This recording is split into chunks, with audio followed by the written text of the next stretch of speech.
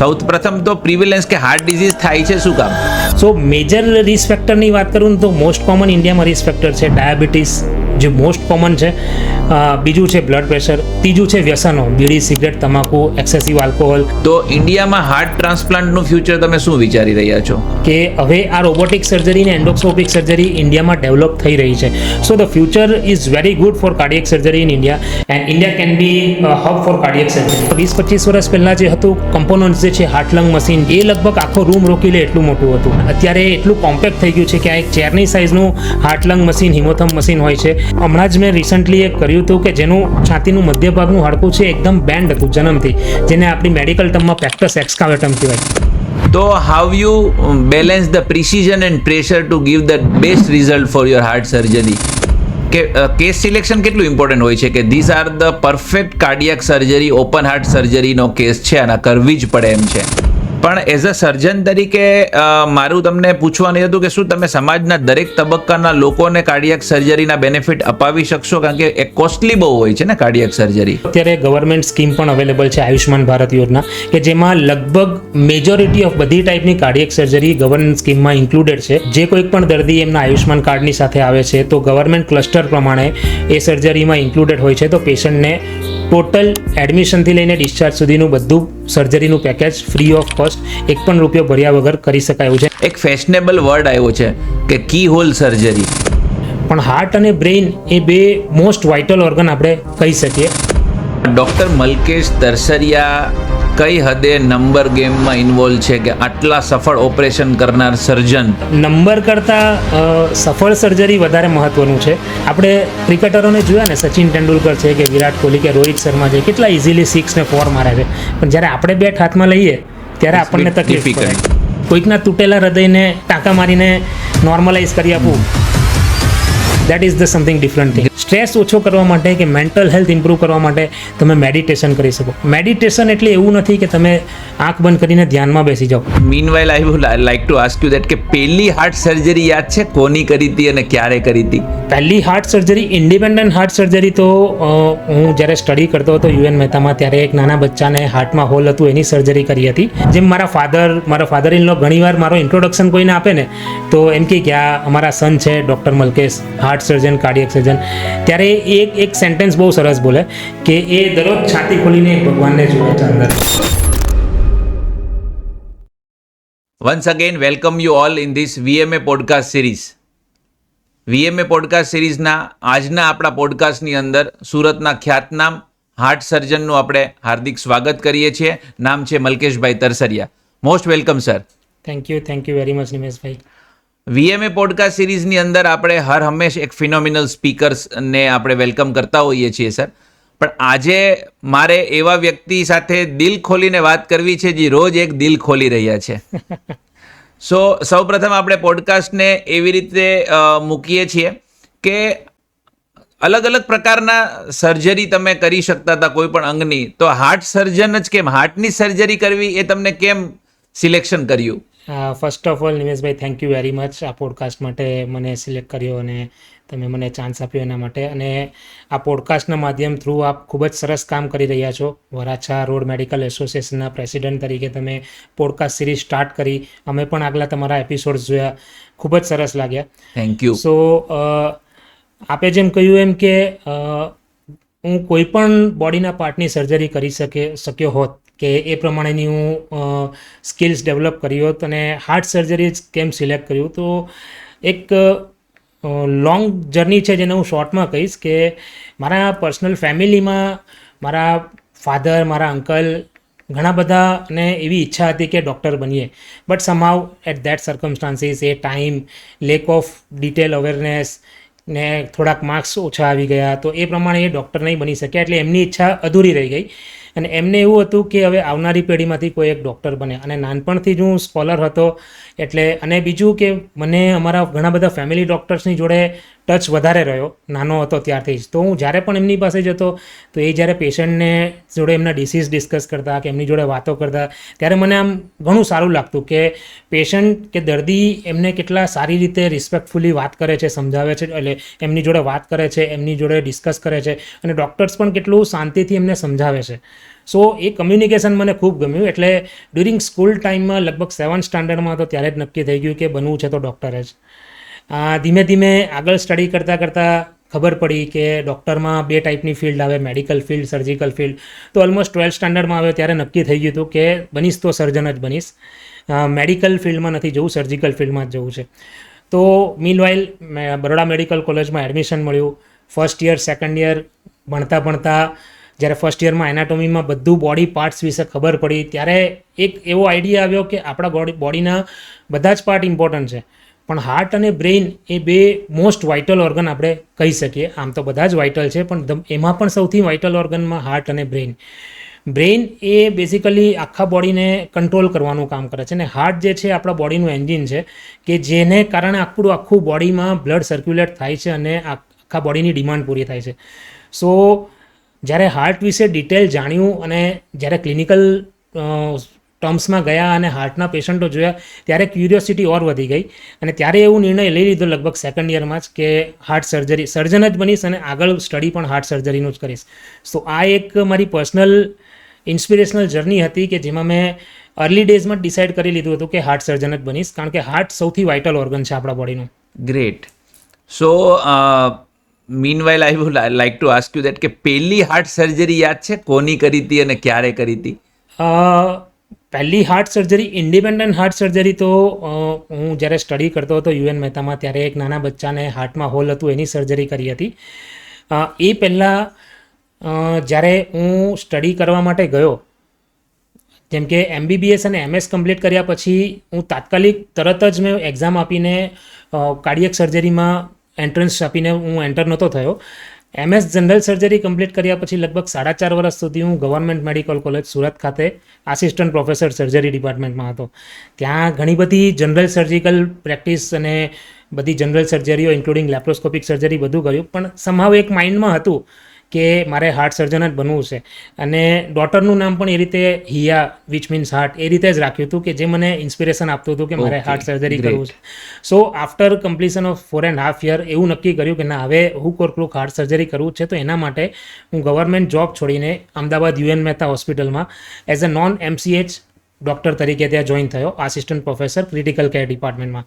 અને ત્યાં મારું પોસ્ટિંગ ઓપરેશન થિયેટરમાં પણ હતું. જ્યારે ફર્સ્ટ ટાઈમ હું કાર્ડિયક સર્જિકલ OTમાં ગયો ત્યારે એ સર્જરી હતી બાયપાસ સર્જરી.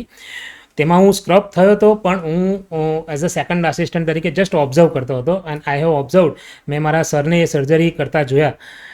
સરે ખૂબ સરસ રીતે 3 નસનું બાયપાસ 2 કલાકમાં પૂરું કરી દીધું. ડૉક્ટર ચિરાગ દોશી સર મારા પ્રોફેસર હતા અને ત્યારે એવું લાગ્યું કે બીટિંગ હાર્ટ પર, ધબકતા હૃદય પર બાયપાસ સર્જરી મેં ફર્સ્ટ ટાઈમ જોઈ અને એટલું થ્રિલિંગ એક્સપિરિયન્સ હતો એ કે જે મારું પેશન જે હતું કે જેના વિશે હું વિચારતો હતો કે ના કાર્ડિયક સર્જરી કરું એ ઓર દ્રઢ થઈ ગયું કે ના હવે તો કાર્ડિયક સર્જરી જ કરવું છે. તો સરને જોઈને એવું લાગ્યું કે કાર્ડિયક સર્જરી કેટલું ઇઝીલી થાય છે. પણ આપણે ક્રિકેટરોને જોયા ને, સચિન તેંડુલકર છે કે વિરાટ કોહલી કે રોહિત શર્મા છે, કેટલા ઇઝીલી 6 ને 4 મારે છે, પણ જ્યારે આપણે બેટ હાથમાં લઈએ ત્યારે આપણને તકલીફ પડે, ઇટ્સ ડિફિકલ્ટ. તો એ એમની તપસ્યા છે, એમની આખી લાઈફની જર્ની છે, એમનો એક્સપિરિયન્સ અનુભવ છે, એને બધો એ એમના વર્કમાં નાખે છે અને ત્યાર પછી આ લેવલ પર એ પહોંચ્યા છે. તો ત્યારે એક એવો અનુભવ થયો કે ના, cardiac surgery very thrilling branch, ખૂબ મજા આવે એવી છે.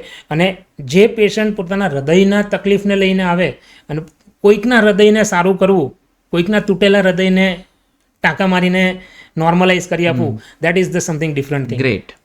સો આ ફેકલ્ટીની અંદર પ્રિસિઝન પણ એટલું જ જોઈએ છે અને પ્રેશર પણ એટલું જ હોય છે. તો how you balance the precision and pressure to give the best result for your heart surgery? Heart surgery basically જે અમારું ઓપરેશન થિયેટર છે, હું પર્ટિક્યુલર મારા ઓપરેશન થિયેટરને મારી સાધનાનું સ્થળ કે મારું મંદિર માનું છું. અને આમ કહેવાય ને કે આપણે જ્યારે પણ આપણા સાધનાના સ્થળ પર જતા હોય કે મંદિરમાં જતા હોય ત્યારે સૌથી પહેલાં તો આપણો જે કંઈ પણ શરીરમાં અહંકાર, ઈગો છે એને સાઈડ પર મૂકીને બહાર મૂકીને જાઓ. હું જ્યારે પણ એન્ટર થાઉં ત્યારે ભગવાનનું નામ લઈને કે મારામાં કોઈ પણ એવું કંઈક વિચાર હોય, અહંકાર હોય તો એને ભૂલીને ખાલી અને ખાલી ફોકસ જે પેશન્ટ છે, જે પેશન્ટનો ડિસીઝ છે અને એનું ક્યોર કઈ રીતે કરવાનું છે એના પર છે. ઓફકોર્સ હાર્ટ સર્જરીમાં દરેક સર્જનની ઉપર એક પ્રેશર હોય છે, પણ with experience, with team effort, અમારી સાથે એક્સપર્ટ એનેસ્થેટિસ્ટ, પરફ્યુઝનિસ્ટ, અમારી પૂરી કાર્ડિયક સર્જિકલ ટીમ હોય છે.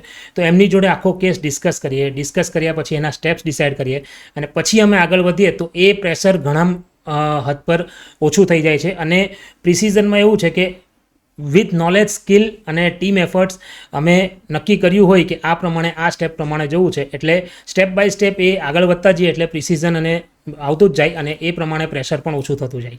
Great. So in that case હું પૂછીશ કે તમને કે કેસ સિલેક્શન કેટલું ઇમ્પોર્ટન્ટ હોય છે કે this are the perfect cardiac surgery, open heart સર્જરીનો કેસ છે અને કરવી જ પડે એમ છે? યસ, કેસ સિલેક્શન ડેફિનેટલી બહુ ઇમ્પોર્ટન્ટ છે. ઘણીવાર આપણે કૃષ્ણ ભગવાનનું એક નામ છે રણછોડરાય. આપણે ખ્યાલ હોય તો કે મથુરાના આક્રમણથી કંટાળીને પછી દ્વારકા સ્થાયી થયા હતા. તો એમણે જે મથુરા છોડીને દ્વારકા આવવું પડ્યું એના પરથી એમનું નામ પડ્યું રણછોડરાય. તો ઘણા કેસીસ અમારી પાસે પણ એવા આવે છે કે જે બેધારી તલવાર જેવા હોય કે આ કેસમાં હું ઓપરેશન કરીશ તો ફાયદો થશે કે નહીં થશે. તો એ બધું પેશન્ટના ફેમિલી જોડે અમારે કાઉન્સેલ કરવું પડે. અને ઘણીવાર કોઈક એવા કેસમાં અમારે ના પણ પાડવી પડે કે ભાઈ આ કેસમાં અમે કદાચ ઓપરેશન કરીશું તો ફાયદો નહીં થાય, એના કરતાં તમે દવા પર રહેશો તો ભગવાને જે આયુષ્ય લખ્યું હશે એટલું તમે સારી રીતે કાઢી શકશો. પણ હૃદયની કન્ડિશન, પેશન્ટની કન્ડિશન સાથે એસોસિએટેડ ડિસીઝ, ઘણી બધી એવા પરિબળો હોય, એ બધું વસ્તુને ધ્યાનમાં રાખીને ડિસિઝન લઈએ તો ત્યારે કેસ સિલેક્શન ક્રાઇટેરિયા બહુ ઇમ્પોર્ટન્ટ થઈ જાય કે કયામાં સર્જરી કરવું, કયામાં નહીં કરવું. ઘણી વખત ઇવન અમારા સિનિયર ટીચર્સ પણ અમને એ બધું સમજાવતા હતા કે તમે હાર્ટ સર્જન બન્યા પછી તમે બધી જાતની સર્જરી તમને આવડતી હશે, તમે કરી શકશો, પણ તમારે શું વસ્તુ નથી કરવાની, કે કયા કેસમાં આ સર્જરી ફાયદાકારક નહીં થઈ શકે એ જજ કરવું બહુ ઇમ્પોર્ટન્ટ છે.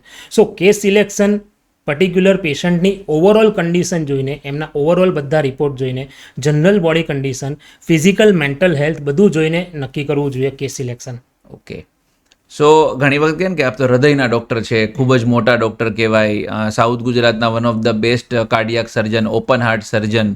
ઓકે, તો ક્યારેક તો આટલું સાંભળ્યા પછી આપને ગર્વ પણ ફીલ થતો હોય, સાથે સાથે રેસ્પોન્સિબિલિટી પણ આવતી હોય સાથે કે આને આપણે કઈ રીતે તાત્પર્ય આનું સાચું પાડશું કે હું બેસ્ટ સર્જન છું કે બેસ્ટ સર્જરી કરું છું. સો ક્યારેક મનમાં એવું થાય કે ટોપ સર્જન બનવું છે કે પાન ઇન્ડિયાના બેસ્ટ સર્જન તરીકે મારું નામ આવે, એના માટેના કયા પ્રયાસ થતા હોય છે ડેઇલી? કોશિશ તો એવી જ છે કે દરેક સર્જરીમાં બેસ્ટ એફર્ટ આપીને બેસ્ટ સક્સેસફુલ રિઝલ્ટ લાવીએ. કારણ કે કાર્ડિયક સર્જરી એક એવો સબ્જેક્ટ છે કે આટલી હજારો સર્જરી કર્યા પછી કદાચ હું કાલે કોઈક સર્જરી કરીશ જે મારું રૂટીન પ્રોટોકોલ પ્રમાણેની રૂટીન સર્જરી જશે, બાયપાસ સર્જરી કે વાલ્વ સર્જરી, પણ છતાં એ પેશન્ટ કંઈક નવી વસ્તુ શીખવાડશે. દરેક પેશન્ટની રિકવરી ડિફરન્ટ ટાઈપની હોય તો દરેક વખતે પેશન્ટ કંઈક ને કંઈક નવું શીખવાડતું જાય. તો હા, ટ્રાય એવી છે કે જેટલું બને એટલું સક્સેસફુલી દરેક પેશન્ટના ડિસીઝ ક્યોર કરી શકીએ અને સુરત, સાઉથ ગુજરાત કે ગુજરાત નહીં પણ પાન ઇન્ડિયા ખાતે પણ સક્સેસ જઈ શકીએ. So we are trying our best. અને definitely we hope you that કે તમે સક્સેસફુલ સર્જન તરીકેના લિસ્ટમાં પોતાનું નામ નોંધાવી શકો. પણ આજે તો મને એવું લાગે છે કે મારે જે દિલ રોજ ખોલે છે ને એની સાથે દિલ ખોલીને વાત કરવી છે પોડકાસ્ટમાં. તો હાર્ટ સર્જરી લોકો એમ જ સમજતા હોય કે હૃદયનું ઓપરેશન કર્યું, પણ ઘણી વખત હૃદયમાં વાલ રિપ્લેસ કરતા હોઈએ આપણે, કદાચ નળી રિપ્લેસ કરતા હોઈએ, અથવા તો બીજી. તો મને સમજાવશો આપણે જે પબ્લિકને આપણે કહી શકીએ કે what are the 4 major or 5 major heart type of surgeries? હવે હાર્ટની બાહ્ય રચના કે આંતરિક રચનાની વાત કરીએ તો જે બાયપાસ સર્જરી જે કરવામાં આવે છે, જે કોરોનરી આર્ટરીઝમાં બ્લોક હોય, કોરોનરી આર્ટરી એટલે બેઝિકલી હૃદયને લોહી પહોંચાડતી એમની નસ. તો કોરોનરી આર્ટરી જે છે એ હાર્ટની બાહ્ય સરફેસ પર હોય છે, બરાબર. અને વાલ્વ અને હૃદયના પડદાનું ઓપરેશન કે હોય જે હૃદયની આંતરિક રચના છે કે જે હૃદયની અંદર હોય છે. તો જ્યારે બાયપાસ સર્જરી કરવાની હોય તે હૃદયના ઉપરના ભાગની રહેલી એમની કોરોનરી આર્ટરી કે એ નસ પર કરવાની હોય છે. અને વાલ્વ સર્જરી માટે હાર્ટના ચેમ્બરને ઓપન કરીને એન્ટર થવું પડે છે. એ વાલ્વની કન્ડિશન જોઈને એને રિપેર કરવો, રિપ્લેસ કરવો તો કયા ટાઈપના વાલ્વથી કરવો, એ રીતે આગળ સ્ટેપ લેવામાં આવે છે. સો ઘણાને એવો ક્વેશ્ચન હોય છે કે બાયપાસ સર્જરી એટલે ઓપન હાર્ટ સર્જરી. ના, એ ઓપન હાર્ટ સર્જરી નથી, એ ઓપન ચેસ્ટ સર્જરી છે, જેના માટે ચેસ્ટને ઓપન કરવામાં આવે છે, હૃદયને વિઝ્યુઅલાઇઝ કરવામાં આવે છે, પણ કોરોનરી આર્ટરી તો હૃદયના બાહ્ય ભાગમાં છે. એના માટે હૃદયને બંધ કરવામાં નથી આવતું. ધબકતા હૃદય પર, બીટિંગ હાર્ટ પર કોરોનરી આર્ટરી બાયપાસ સર્જરી થાય છે. બાયપાસ સર્જરી કરવા માટે હાર્ટને બંધ કરવું નથી પડતું કે હાર્ટને ઓપન નથી કરવું પડતું. હાર્ટને ઓપન ત્યારે જ કરવું પડે છે જ્યારે ઇન્ટરનલ સ્ટ્રક્ચર કે અંદરના સ્ટ્રક્ચર, જેમ કે વાલ છે, હૃદયના પડદા છે, કે સ્નાયુઓ છે અંદરના, કે એના કોઈ સપોર્ટિંગ સ્ટ્રક્ચર છે, એમાં કોઈ ડેમેજ થયું હોય કે એને રિપેર કે રિપ્લેસ કરવું હોય ત્યારે જ હાર્ટને બંધ કરવું પડે છે. અધરવાઇઝ જ્યારે આપણે બાયપાસ ખાલી કરવાનું હોય તો એ બાહ્ય કોરોનરી આર્ટરી હોય જે બહારની સરફેસ પર હોય છે ત્યાં જ કરવાનું હોય છે. એટલે એ બીટિંગ હાર્ટ પર કે ધબકતા હૃદય પર કે ચાલુ હૃદય સાથે કરી શકાય છે.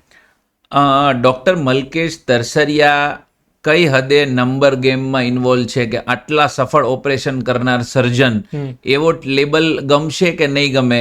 કે આપણે ઘણી વખત સાંભળતા હોઈએ છીએ કે 20,000 સર્જરીના નિષ્ણાંત અથવા તો 10,000 સક્સેસફુલ ઓપરેશન કરી નાખ્યા છે, તો એવું હોર્ડિંગ્સ લગાવવું ગમશે ક્યારેય જીવનમાં? નંબર કરતાં સફળ સર્જરી વધારે મહત્ત્વનું છે. અને સફળ સર્જરીની મારી સક્સેસ સર્જરીની વ્યાખ્યા એવી છે કે પેશન્ટ જે મારી પાસે આવ્યું એમના ડિસીઝ લઈને, એ ડિસીઝ ક્યોર થયો અને ઘરે જતું રહ્યું એટલું જ નહીં, પણ બાકીની એની લાઈફ પણ એ સફળતાપૂર્વક કાઢી શકે. એની routine day to day life આરામથી નોર્મલ એક્ટિવિટી કરી શકે, ટ્રાવેલિંગ કરવું છે તો એ કરી શકે, ફરવા જવું છે તો એ કરી શકે. સો એ જ્યારે રેગ્યુલરલી એની રૂટીન લાઈફમાં આવી જાય અને પેશન્ટ જ્યારે ખુશ હોય કે ના હવે હું મારી રીતે બધું કરી શકું, જેમ કે મારી પાસે ઘણા પેશન્ટ છે કે જે ઓવરસીઝ આવ્યા છે, બહાર ગયા છે, અમેરિકા પણ ફરવા જાય છે, કે 2 પેશન્ટ એવા પણ હતા કે જેમણે કીધું કે સર કેદારનાથ પણ જઈ આવ્યો અને અમરનાથ પણ જઈ આવ્યો ઓપરેશનના 6 મહિના પછી. સો એ અમારા માટે એક સક્સેસ સ્ટોરી કે સક્સેસફુલ વાત કહેવાય કે આટલી મોટી સર્જરી પછી ઘણીવાર ઘણા દર્દીઓ કે ઘણા લોકો ડરતા હોય કે આ જેમ કે કેદારનાથ છે કે જે ત્યાં એટમોસ્ફેરિક પ્રેશરમાં ડિફરન્સ ઘણો હોય તો એમને ડર પણ લાગતો હોય કે હાર્ટ સર્જરી પછી હું ત્યાં જાઉં કે નહીં જાઉં. પણ એમના બધા પેરામીટર્સને રિપોર્ટ પ્રમાણે મેં એમને પરમિશન આપી, જઈને આવ્યા અને એમણે કીધું. સો આ જે સફળતા જે છે એ વધારે ઇમ્પોર્ટન્ટ છે રાધર દેન આટલા નંબર મેં કર્યા. નંબર સાથે કોઈ નિસ્બત નથી, કોઈ લેવા દેવા નથી, સફળતા સાથે લેવા દેવા છે. ગ્રેટ. સો જ્યારે તમે વાત કરી ઇનિશિયલ તમારા MBBSના ડેઝ હતા, પછી તમે સર્જરી કરી, પછી થોડો ગેપ લીધો, આસિસ્ટન્ટ પ્રોફેસર, અને પહેલી તમારી heart surgery, okay, as a student whatever. So ત્યારથી લઈને અત્યાર સુધીમાં કાર્ડિયાક સર્જરી રિલેટેડ સાયન્સ કેટલું અપડેટ થયું છે અને ધ વે ઓફ ટેકનિક્સ કેટલી અપડેટ થઈ છે કાર્ડિયાક સર્જરી કરવામાં? કાર્ડિયાક સર્જરીની ટેકનોલોજીની વાત કરું તો કદાચ 15-20 વર્ષ પહેલાં, લગભગ 99-2000માં મારા નાના નાનીનું જ્યારે બાયપાસ સર્જરી કર્યું હતું ત્યારે એ સર્જરી 8-9 કલાક ચાલી હતી. અત્યારે જે રૂટીન બાયપાસ સર્જરી છે લગભગ 3-3.5 કલાકમાં પૂરી થઈ જાય છે. તો તમે સમજી શકો છો કે એ 20 વર્ષમાં આટલા લેવલ પર પહોંચી ગયું છે. એ ટાઈમે બાયપાસ સર્જરી માટે ઓન પંપ જઈને હૃદયને બંધ કરીને પછી બાયપાસ કરવું પડતું હતું. અત્યારે મેં તમને કીધું એ પ્રમાણે બીટિંગ હાર્ટ, ધબકતા હૃદય પર હૃદયને બંધ કર્યા વગર હૃદયની ચાલુ કન્ડિશનમાં બાયપાસ સર્જરી સક્સેસફુલી થાય છે. સો પહેલાં જે 25 વર્ષ પહેલાં, 20-25 વર્ષ પહેલાં જે હતું કે જેમાં ટેકનોલોજી કે ઇક્વિપમેન્ટ્સ કે એના જે મેજર કમ્પોનન્ટ્સ જે છે, હાર્ટ લંગ મશીન જે મેઇન પાર્ટ કહેવાય હાર્ટ સર્જરીનું, એ લગભગ આખો રૂમ રોકી લે એટલું મોટું હતું. એટલે ત્યારે ધીમે ધીમે એમાં બધા ચેન્જીસ આવ્યા અને અત્યારે એટલું કોમ્પેક્ટ થઈ ગયું છે કે આ એક ચેરની સાઇઝનું હાર્ટ લંગ મશીન, હિમોથમ મશીન હોય છે જે આપણા નોર્મલ ઓપરેશન થિયેટરમાં આપણે ઓક્યુપાય કરી શકીએ છીએ. અને એની સાથે સાથે ટેકનોલોજી એટલી એડવાન્સ થઈ ગઈ છે કે હવે રિઝલ્ટ્સ પણ ઘણા સારા મળે છે, રિકવરી પણ ફટાફટ આવે છે અને early day to day life activity પણ પેશન્ટ એટેન્ડ કરી શકે છે. પ્રિવિયસલી જ્યારે હું સ્ટડી કરતો હતો ત્યારે મિનિમલ ઇન્વેઝિવ કાર્ડિયક સર્જરી એક ન્યૂ કન્સેપ્ટ હતો. જેમ સર્જરીની સાથે લેપ્રોસ્કોપિક સર્જરી આવ્યું, ઘણી પછી લેસર સર્જરી પણ આવી, એવી રીતે કરંટ સિનારીઓ પ્રમાણે મિનિમલ ઇન્વેઝિવ કાર્ડિયક સર્જરી કે video assisted cardiac surgery, endoscopic cardiac surgery કે જેમાં દૂરબીન વડે પણ કાર્ડિયક સર્જરી કરી શકાય કે દૂરબીનના આસિસ્ટન્ટથી, અને લેટેસ્ટ તો હમણાં રોબોટિક કાર્ડિયક સર્જરી જે હજુ ઇન્ડિયામાં ડેવલપિંગ સિચ્યુએશનમાં છે. હું રેગ્યુલરલી ઘણી national international conferences and workshop attend કરું છું અને ત્યાં હું ઘણા કેસીસ જોઉં પણ છું કે હવે આ રોબોટિક સર્જરી અને એન્ડોસ્કોપિક સર્જરી ઇન્ડિયામાં ડેવલપ થઈ રહી છે. So the future is very good for cardiac surgery in India and India can be hub for cardiac surgery in near future. હબની તો વાત આપણે કરી શકીએ કે ઘણી જગ્યાએ આપણે સારા સેટઅપ્સ ગોઠવી શકીએ છીએ, અલ્ટ્રા મોડર્ન સેટઅપ્સ આવી જાય છે, લોકો સુપર સ્પેશિયાલિટી હોસ્પિટલ બનાવી નાખે છે. પણ એઝ અ સર્જન તરીકે મારું તમને પૂછવાનું હતું કે શું તમે સમાજના દરેક તબક્કાના લોકોને કાર્ડિયાક સર્જરીના બેનિફિટ અપાવી શકશો, કારણ કે એ કોસ્ટલી બહુ હોય છે ને cardiac surgery? Yes, of course cardiac surgery costly છે, પણ આમ જોવા જાવ તો અત્યારે ગવર્મેન્ટ સ્કીમ પણ અવેલેબલ છે, આયુષ્માન ભારત યોજના, કે જેમાં લગભગ મેજોરિટી ઓફ બધી ટાઈપની કાર્ડિયાક સર્જરી ગવર્મેન્ટ સ્કીમમાં ઇન્ક્લુડેડ છે. જે કોઈ પણ દર્દી એમના આયુષ્માન કાર્ડની સાથે આવે છે તો ગવર્મેન્ટ ક્લસ્ટર પ્રમાણે એ સર્જરીમાં ઇન્ક્લુડેડ હોય છે, તો પેશન્ટને ટોટલ એડમિશનથી લઈને ડિસ્ચાર્જ સુધીનું બધું સર્જરીનું પેકેજ ફ્રી ઓફ કોસ્ટ, એક પણ રૂપિયો ભર્યા વગર કરી શકાય એવું છે ને. અને એને કારણે અત્યારે પબ્લિક અવેરનેસ પણ ઘણી વધી ગઈ છે કે જે પહેલાં એફોર્ડ નહોતા કરી શકતા, દરેક દર્દી કે દરેક માણસ આટલી મોટી અને આટલી કોસ્ટલી સર્જરી એફોર્ડ કરી શકે એ શક્ય નથી. પણ હવે આ ગવર્મેન્ટ સ્કીમની સાથે ઘણા બધા અવેરનેસ પણ આવી છે અને ઘણા બધા દર્દીઓ આ સર્જરી સક્સેસફુલી કરાવે પણ છે. In that concern I would like to ask you that કે વાલ્વ રિપ્લેસમેન્ટ થઈ શકે ગવર્મેન્ટ સ્કીમની અંદર, એન્ડ બાયપાસ ગ્રાફ્ટિંગ થઈ શકે પણ થઈ શકે. Okay, and some of the rare disease coarctation of aorta કરતા હોય એ પણ આની અંદર ઇન્ક્લુડેડ થઈ નાના શકે. બાળકોના ઓપરેશન આવે છે કે જેમને હાર્ટમાં હોલ છે, કે મુખ્ય નળીઓ ઉલટસુલટ થઈ ગઈ છે, કે અંદર બીજા કોઈ પડદામાં ડેમેજ છે, પડદાની સાથે વાલમાં ડેમેજ છે, કે બ્લુ બેબી સિન્ડ્રોમ જેમાં નાનું બાળક ભૂરું પડી જાય છે, તો એવા બધી સર્જરીઓ પણ આયુષ્માન કાર્ડમાં ઇન્ક્લુડ કરેલી છે. સો ઇન ધેટ કેસ આપણે એવું પૂછીએ કે બધી સર્જરી અવેલેબલ છે જ, પણ આફ્ટર સર્જરી લોકોની નોર્મલ લાઈફ કઈ રીતની આપણે સેટઅપ કરતા હોઈએ છીએ, એના પછીના કોસ્ટિંગ શું આવતા હોય છે, કે એને લાઈફ લોંગ હાર્ટ સર્જરી કરાવ્યા પછી હંમેશા દવા પર ડિપેન્ડ રહેવું પડતું હોય છે, કે લાઈફસ્ટાઈલ ચેન્જ કરીને એ વિધાઉટ મેડિસિન એ પોતાની ડેઇલી લાઈફ કન્સિસ્ટન્સલી પ્રોગ્રેસિવ કરી શકે એમ? સર્જરી પછી મેન્ટેનન્સ માટે કેટલીક દવાઓ તો લેવી પડે. જેમ કે આપણે કોઈ પણ વસ્તુ લઈએ, મશીન પણ લઈએ તો એની મેન્ટેનન્સ થોડું તો ટાઈમ બાઉન્ડ કરાવતા રહેવું પડે. શરૂઆતના ફેઝમાં કદાચ દવાઓ થોડી વધારે હોય, કારણ કે ઓપરેશન તાજું છે, એને એ ટ્રેક પર એસ્ટાબ્લિશ કરવા માટે કે એ ટ્રેક પર દોડાવવા માટે શરૂઆતમાં થોડીક વધારે દવાઓની જરૂર પડે. બટ બાય ધ ટાઈમ ધીમે ધીમે કરતાં દવાઓ ઘણી ઓછી થઈ જાય છે, માત્ર 1 કે 2 ગોળી, અને એની સાથે જો કદાચ ડાયાબિટીસ કે બીપીની બીમારી હોય તો એની ગોળીઓ સાથે રાખીને કરી શકાય. સાથે સાથે થોડુંક લાઇફસ્ટાઇલ મોડિફિકેશન, રેગ્યુલર એક્સરસાઇઝ ને એ બધું રાખે તો બીજી ઘણી બધી મેડિસિન્સ પણ એલિવિએટ કરી શકાય છે કે ઓછી કરી શકાય છે. સો હવે એવા પેરામીટર્સ રહ્યા છે કે હાર્ટ સર્જરી કોઈ અમુક એજ રિલેટેડ સીમિત છે, કે કોઈ પણ એજના દર્દીને હાર્ટ રિલેટેડ સિમ્ટમ્સ ડેવલપ થઈ શકે, અથવા તો કોઈને પણ ગમે ત્યારે હાર્ટ સર્જરી આવી શકે, એના વિશે શું કહેશો તમે? યસ, આપણે કદાચ એવું લોકોમાં માન્યતા હશે કે હતી પહેલાં કે હાર્ટ સર્જરી એટલે મોટી ઉંમરના વ્યક્તિનો ડિસીઝ છે, કે અપર સોશિયો ઇકોનોમિક ક્લાસવાળાના ડિસીઝ છે.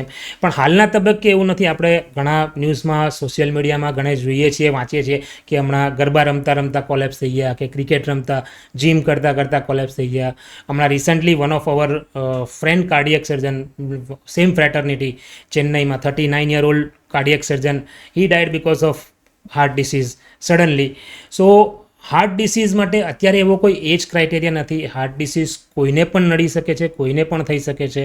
કરંટ સિનારીઓ જોતાં યંગ એજમાં અત્યારે અમે જોઈએ છીએ એ પ્રમાણે, હું ખાલી 5 વર્ષ પહેલાંની વાત કરું તો 5 વર્ષ પહેલાં આટલા બધા યંગ પેશન્ટ્સ નહોતા આવતા હાર્ટ ડિસીઝ લઈને. અત્યારે છેલ્લા 5 વર્ષમાં તો યંગ પેશન્ટો વધવા માંડ્યા છે. ઓલ્ડ પેશન્ટો તો છે જ, પણ ઓલ્ડ એજ કરની સાથે સાથે યંગ એજવાળા પેશન્ટો પણ વધ્યા છે હાર્ટ રિલેટેડ ડિસીઝમાં. સો હાર્ટ ડિસીઝને એજ સાથે કોઈ ઓળખતું નથી કે કોઈ લેવા દેવા નથી. ગમે તેને એ થઈ શકે છે. કોઈ સોશિયો ઇકોનોમિક ક્લાસ સાથે કે અમીરી ગરીબી સાથે કે કોઈ નાત જાત સાથે કંઈ લેવા દેવા નથી. સો એ કોઈને પણ થઈ શકે છે. પ્રોપર કેર ને એ બધું નહીં રાખીએ તો કોઈ પણ એજ સાથે લાગુ પડી શકે છે. So in that case next question એ છે સર, કે ડેઇલી લાઈફની અંદર પ્રેશર તો હોય જ છે સક્સેસફુલી રિઝલ્ટ ડિલિવર્ડ કરવા માટેનું. પણ વેન યુ કમ અક્રોસ કે for example our past president, past prime minister doctor Manmohan સિંઘના 2 બાયપાસ કરાવ્યા. Then some of the big politician has undergone the bypass surgery. Some of the famous film star has undergone the bypass surgery. સો કેટલું pressure હોય એમ એક level પર, કે જ્યારે શું emotion run થતા હોય કે જ્યારે આવડા મોટા કોઈ સેલિબ્રિટીઝનું તમે ઓપરેશન કરવા જાઓ, અથવા તો કોઈ નોર્મલ વ્યક્તિનું ઓપરેશન કરવા જાઓ, જ્યારે તમને ખબર છે કે તમારી એક ભૂલને લીધે કદાચ એ પાછો નહીં નીકળે ઓપરેશન રૂમમાંથી, ત્યારે આ કઈ રીતે મેનેજ થાય છે એમ? યસ, એઝ આપણે શરૂઆતમાં વાત કરી કે તમે હાર્ટ સર્જરી જ કેમ આટલું ડેલિકેટ ઓર્ગન આપણા બોડીનું કેમ સિલેક્ટ કર્યું, તો કે heart surgery weather it is કોઈ પ્રાઇમ મિનિસ્ટરની સર્જરી છે કે કોઈ અનનોન પર્સનની સર્જરી છે કે કોઈ ન્યૂ પેશન્ટની સર્જરી છે, સર્જરી નું વેટેજ લગભગ બધા માટે ઇક્વિવેલન્ટ હોય છે. કારણ કે મારે તો દરેક હાર્ટને ટ્રીટ કરવાનું છે, દરેક દર્દીને ટ્રીટ કરવાનું છે. એઝ એ સર્જન કોઈ પણ સર્જને એ દર્દીને ટ્રીટ કરવાનું છે. સો નો ડાઉટ જ્યારે કોઈક સેલિબ્રિટીનું કે તમે કીધું એ પ્રમાણે કોઈક પ્રાઇમ મિનિસ્ટરનું કે એનું હોય તો એક એક્સ્ટ્રા પ્રેશર એ રીતનું હોય છે. But with the thorough knowledge, our team efforts, our skills અને એ બધાની સાથે અમે ઘણા બધા પ્લાનિંગ સાથે જતા હોય, કારણ કે લગભગ તો બધી કાર્ડિયક સર્જરી કે હાર્ટ સર્જરી પ્લાન સાથે થતી હોય છે. બહુ રેર એવી કેસીસ હોય છે કે જેમાં ઇમરજન્સીમાં કરવું પડે, જેમ કે કોઈને હૃદયનો પડદો ફાટી ગયો હોય કે હૃદયની દિવાલમાં કાણું પડીને બ્લીડિંગ થવા માંડ્યું હોય, તો આવા બધા કેસમાં ઇમરજન્સી સિચ્યુએશનમાં સર્જરી કરવી પડે છે.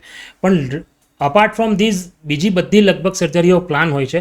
તો એમાં અમે પ્રોપર પ્લાનિંગ સાથે જતા હોઈએ કે પ્લાન એમાં આ રીતે જઈશું, પ્લાન બીમાં આ રીતે જઈશું. પ્લાન બી વર્ક નહીં કરે ને કંઈક આ રીતનું કોમ્પ્લિકેશન થાય તો અમારો પ્લાન સી રેડી હશે. વર્સ્ટ કમ વર્સ્ટ સિનારીઓ માટે પ્લાન ડી પણ રેડી છે. સો ઓલ ટાઈપ ઓફ પ્લાન અને દરેક જાતના અસ્ત્ર શસ્ત્ર, બ્રહ્માસ્ત્ર જેને કે એ બધા અમે સાથે રાખીને કરતા હોઈએ છીએ. ઘણી વખત આપણે સર્જરી પહેલા તો રિલેટિવને કાઉન્સિલ કરતા જ હોઈએ છીએ કે બહુ પોઝિટિવલી કાઉન્સિલ કરતા હોય છે, પણ ઘણી વખત ચાલુ સર્જરીએ પણ અમુક ડિસિઝન એવા લેવા પડતા હોય છે.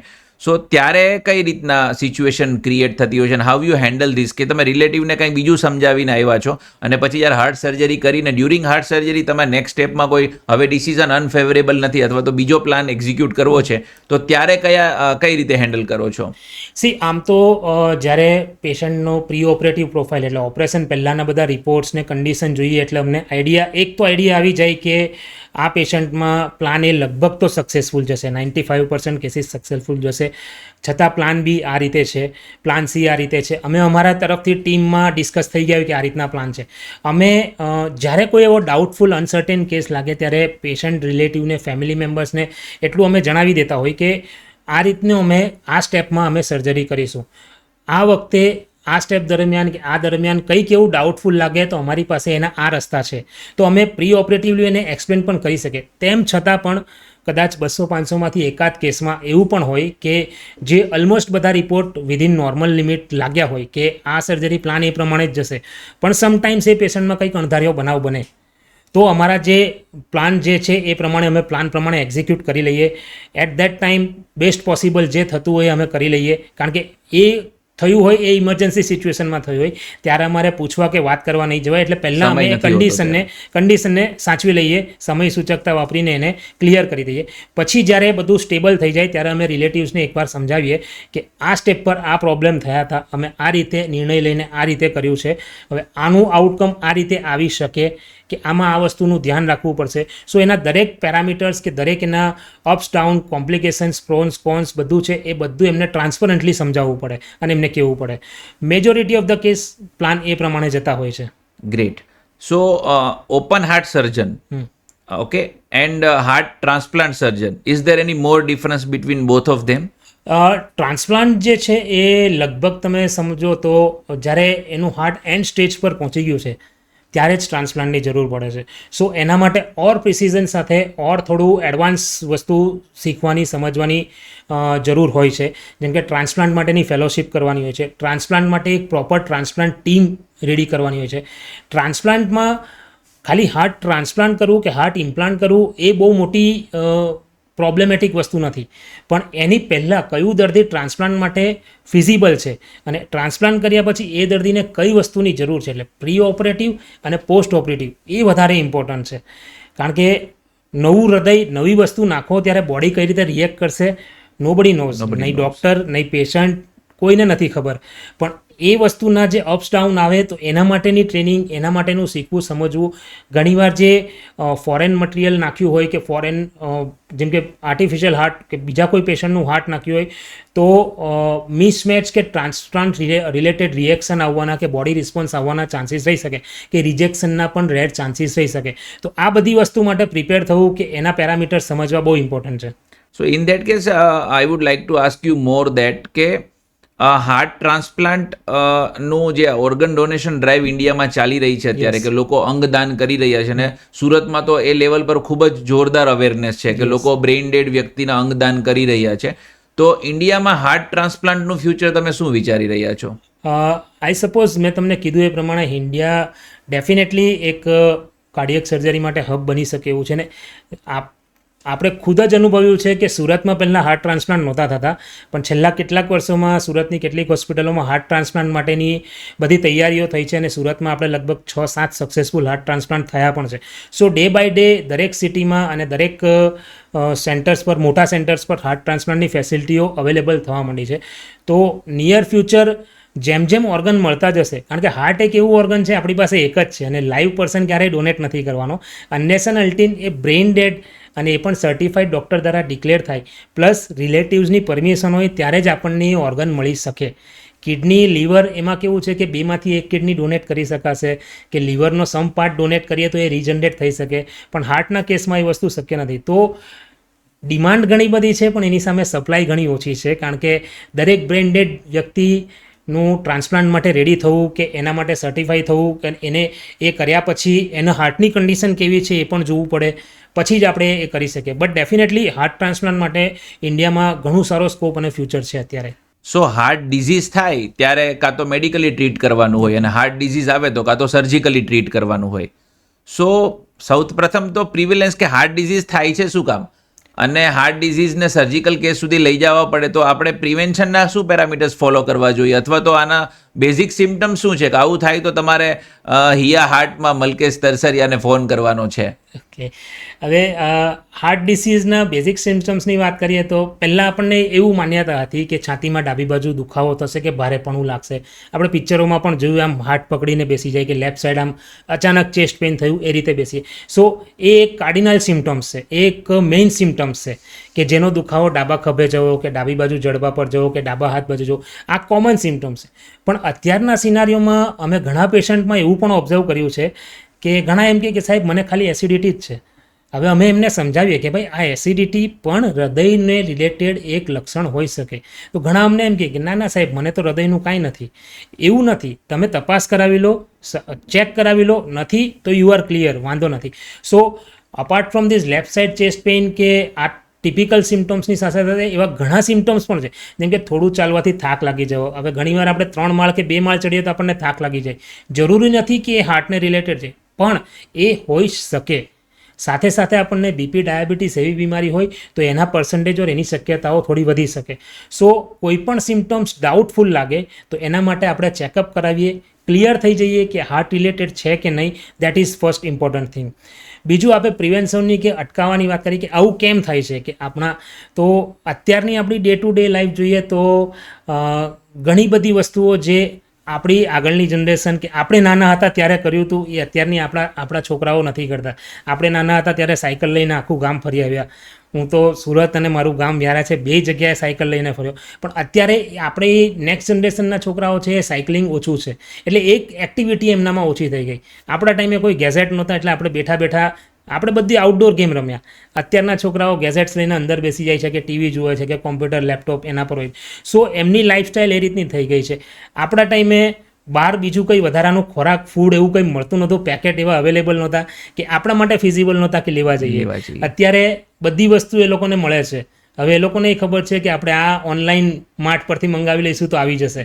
સો they are train in that way. એ લોકો એવી રીતે ટ્રેન થઈ ગયા છે. આપણે લેવા જવું પડતું હતું, કે જ્યારે જરૂર હોય ત્યારે મળતું હતું. એ લોકોને નહીં જરૂર હોય ત્યારે પણ ઘણીવાર મળી જાય. સો ફૂડ હેબિટ પણ એ લોકોની એવી થઈ ગઈ છે કે જે આગળ જતાં એમને નુકસાન કરી શકે છે. સો મેજર રિસ્ક ફેક્ટરની વાત કરું તો મોસ્ટ કોમન ઇન્ડિયામાં રિસ્ક ફેક્ટર છે ડાયાબિટીસ, જે મોસ્ટ કોમન છે. બીજું છે બ્લડ પ્રેશર, ત્રીજું છે વ્યસનો, બીડી, સિગરેટ, તમાકુ, એક્સેસિવ આલ્કોહોલ, આ બધું. અને ફોર્થ મોસ્ટ ઇમ્પોર્ટન્ટ છે કે આપણી લાઈફસ્ટાઈલ ડિસ્ટર્બ થઈ ગઈ છે. જે ફિઝિકલ એક્ટિવિટી હોવી જોઈએ એ નથી હોતી. ડે ટુ ડેની આપણી લાઈફસ્ટાઈલમાં જોઈએ તો આપણી ફૂડ હેબિટ પણ એકદમ ડિસ્ટર્બ થઈ ગઈ છે. આપણે જે ઘરનું શુદ્ધ સાત્વિક આહાર હતું એ ઓછું થઈને બહારનો ખોરાક. શાકાહારી ભોજનની વાત કરીએ તો વેજ બર્ગર કે વેજ સેન્ડવિચ પણ શાકાહારી જ છે, પણ એમાં જે બધા પદાર્થો આવે છે એ આપણા બોડી માટે એટલા બધા સારા નથી. સો આપણો ખોરાક પણ છે એ પણ બદલાઈ ગયો છે. ઇવન ખોરાક લેવાનો ટાઈમિંગ છે એ પણ બદલાઈ ગયા છે. સો આપણી ડે ટુ ડે એક્ટિવિટીની સાથે અને બોડીમાં ભાગાદોડીને કારણે એટલો બધો સ્ટ્રેસ વધ્યો છે. મેન્ટલ સ્ટ્રેસ એ આપણા આખા બોડી પર ઇફેક્ટ કરે છે અને હાર્ટ પર પણ ઇફેક્ટ કરે છે. સો આ કેટલાક એવા ફેક્ટર્સ જે છે કે જે અત્યારની જનરેશનમાં બહુ ફાસ્ટ જોવા મળે છે અને બહુ રેપિડ જોવા મળે છે, and that is the reason કે યંગ જનરેશનમાં હાર્ટ ડિસીઝ વધવા માંડ્યા છે. સો એવા કોઈ ડિમાર્કેશન ખરા કે હાર્ટ ડિઝીઝ મેલ કરતાં ફિમેલમાં વધારે થાય, ઓવરવેટ કરતાં અંડરવેટમાં વધારે થાય, અથવા તો હેલ્ધી કરતાં ડાયાબિટીસમાં વધારે થાય, અથવા તો આવી લાઇફસ્ટાઇલ જીવતા હોય એને વધારે થાય, અથવા તો જે પોતાના સર્કેડિયન રિધમને ઓલ્ટર કરે છે? ઘણા લોકો એવા હોય છે કે જેને રાત્રે કામ કરવાનું હોય છે, કારણ કે ઓવરસીઝ કામ કરતા હોય ત્યારે બીજી કન્ટ્રીમાં લોકો કામ કરતા, તો એના સ્લીપ સાયકલ એ ઓલ્ટર થયા છે. Yes. સો આ બધાના લીધે હાર્ટ સિમ્ટમ્સ ડેવલપ થવા, would you like to say that? Yes, definitely. એવું નથી કે મેલ ફિમેલ રેશિયો કે ઓબેસ પેશન્ટમાં ઓછા કે વધારે કે નોર્મલ બિલ્ડ પર્સનમાં ઓછા વધારે એ રીતનું નથી. હાર્ટ ડિસીઝ મેં તમને કીધું કોઈને પણ થઈ શકે.